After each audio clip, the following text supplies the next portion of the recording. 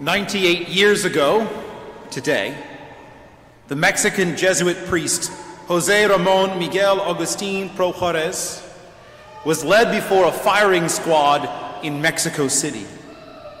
The Mexican government had severely restricted Catholicism at the time, so Padre Miguel Pro continued to minister in secret and eventually was caught. On the morning of November 23rd, 1927, Miguel Pro, holding a rosary in one hand and a crucifix in another, blessed the men about to shoot him and knelt to pray. He then stood and extended his hands like a cross, crying out, "Viva Cristo Rey!" Spanish for "Long live Christ the King." Then they shot him. In order to intimidate Catholics in his country, Mexican President Plutarco Elias Calles had the event photographed and placed in all of the newspapers. That backfired spectacularly. Over 40,000 people lined the road for the funeral procession of Miguel Pro, and another 20,000 were waiting in the cemetery. In 1988, he was formally beatified, Blessed Miguel Pro. His feast would be today if it weren't superseded by Christ the King. Mexico's laws have since changed, though some anti-Catholicism still remains. Mexican politics and religion are particularly messy in the late 1800s and early 1900s. The 1917 Constitution of Mexico was anti-Catholic in reaction to the political choices of the bishops in the 1800s. But two facts remain clear throughout all of that time. Jesus Christ is king, and there are always some who would rather die than deny that. Jesus Christ, the king himself, was brutally beaten and unjustly executed by corrupt religious leaders and unbelieving politicians. Even as they killed him, the crowds cried out, "If you are king of the Jews, save yourself." But he proves his kingship by dying and then rising from the dead. Blessed Miguel Pro knew this, and Miguel's martyrdom did more to end anti-Catholicism in Mexico than any battle of the Cristero War. Blessed Miguel Pro loved his country. That's why he risked his life to return to it to serve his people. Miguel loved Jesus Christ even more than his country, which is why he broke the law in order to serve Christ in his country. God bless America, where we're mostly free to practice our faith, to love God and neighbor.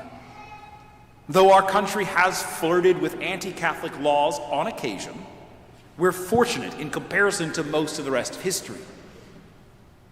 And yet, we face our own temptations to compromise the faith. Rarely is the compromise so obvious and conscious. It usually takes the form of quietly nodding along with your favorite politician or social analyst, saying things like, "I'm Catholic, but," and a bunch of pragmatic social reasons why you hold aloof from one teaching or another. This isn't a problem just for people on the political left or just for people on the political right. The battle between good and evil, between truth and lies, runs through every human heart. If you have never caught yourself compromising your faith for convenience or comfort or power, then you haven't looked carefully enough at your own heart. Jesus Christ is our king, but he's a crucified king. Good Catholics make good citizens because Catholicism teaches virtue and respect for authority and love of the common good and generosity and honesty. We ought to be good citizens of our own country as faithful Catholics. But there will always be some ways in which we must choose one over the other. We may not face literal trials and execution for our faith in Jesus Christ, as Blessed Miguel Pro did. But if we face no persecution and no suspicion from the powers of the world, we've probably compromised something. Remember COVID? Some caution was surely necessary. But how many people were denied access to the sacraments unjustly, excessively? How many of us were outraged that we did not fight harder to classify our faith as essential services?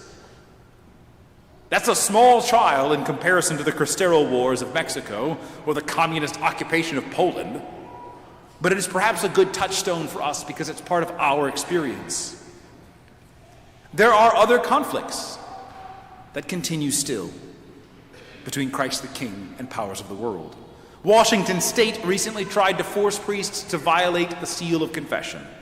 The U.S. bishops fought it, and this time we won. Today, still, some states try to force Catholic doctors, nurses, and taxpayers to participate in abortion, euthanasia, contraceptives, transgender surgeries. The U.S. bishops are fighting back there, too. We're having a bake sale this weekend to support a trip to D.C. for the March for Life, part of that ongoing battle. The U.S. bishops are not perfect. I think y'all know that. Some of them obviously favor left-leaning political ideas. Some of them obviously favor right-leaning political ideas. Many of them really don't fit either category neatly. Sometimes the bishops fall short, like with the COVID response. Sometimes they come through, like defending the seal of confession or requiring Catholic hospitals to avoid immoral procedures. And when they speak with a unified voice, we cannot dismiss them just because it challenges our political instinct. 10 days ago, the U.S. bishops released a special message on immigration, something they haven't done in over a decade. 96% of the bishops voted strongly in favor of it. You know how hard it is to get 96% of the bishops to agree on anything?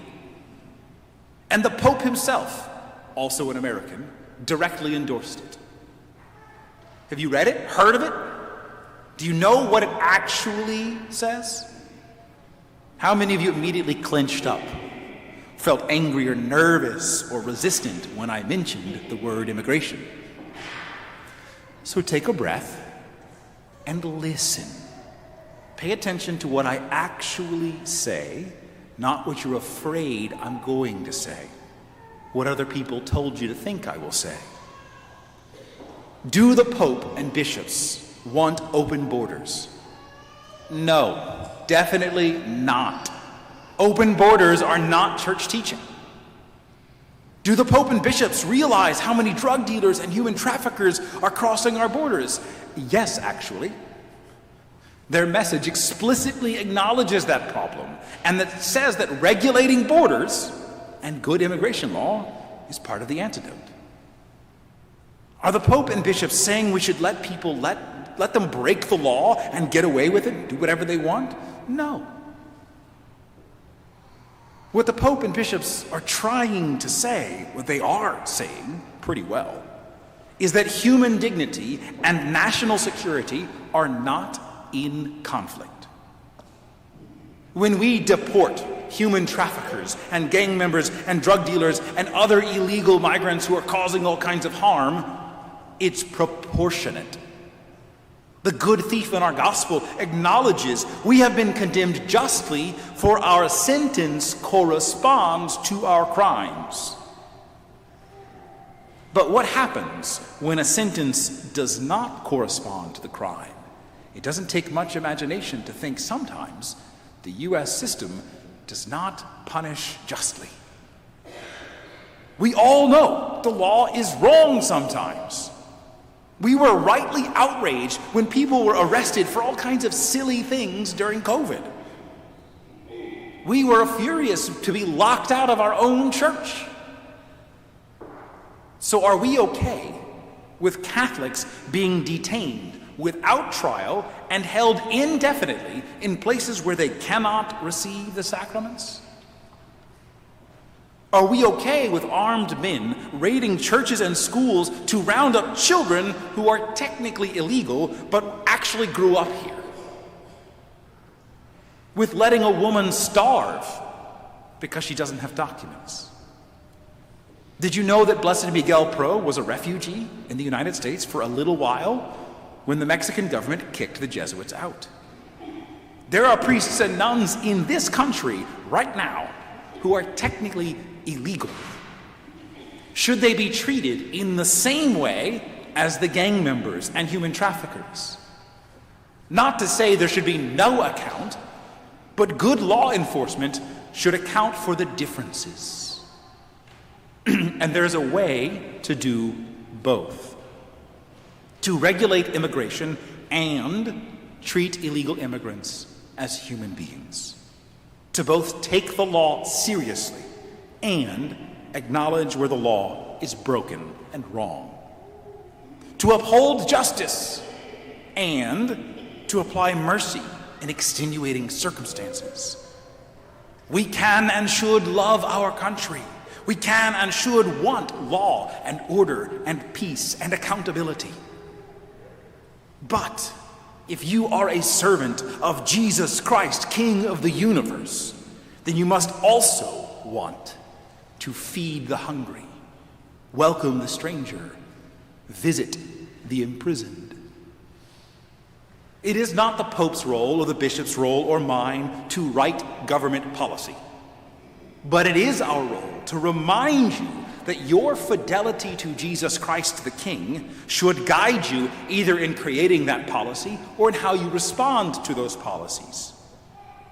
Immigration is a complicated, messy situation with lots of room for disagreement on the best way forward. Faithful Catholics can disagree with each other on how to get to the next step.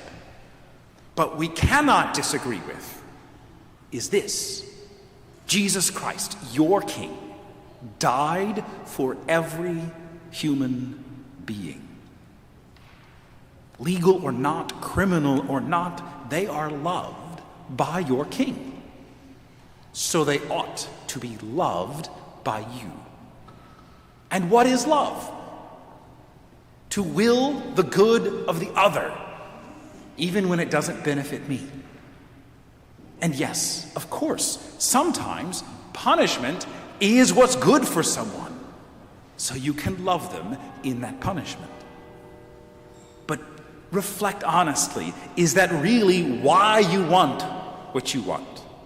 Are you absolutely certain you're acting out of love for the immigrant instead of out of fear or prejudice or fake news or political agendas or greed or vengeance?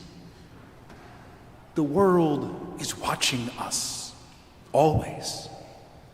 They want to see who is really our King. Jesus Christ is the King of love.